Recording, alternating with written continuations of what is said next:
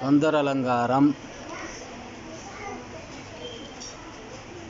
தடுங்கோல் மனத்தை விடுங்கோல் வெகுளியை தானமென்றும் இடுங்கோல் இருந்தபடி இருங்கோல் எழுபாறுமுய்ய கொடுங்கோவச் சூருடன் குன்றம் திறக்க தொலைக்க வைவேல் விடுங்கோன் அருள் வந்து தானே உமக்கு வெளிப்படுமே.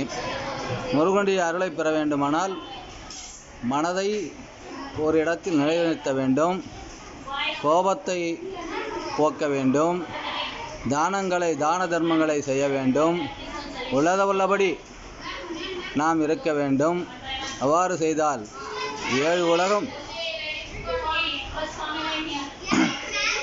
கொடுங்கோவச்சூருடன் குன்றம் திறக்க சூரபத்மனையும் கிரௌஞ்சகிரியையும் அடைய தொலைத்த கூர்மையான வேலை கொண்ட அந்த முருகனுடைய அருள் தானாக உமக்கு வெளிப்படும் என்பது என்னுடைய கருத்து.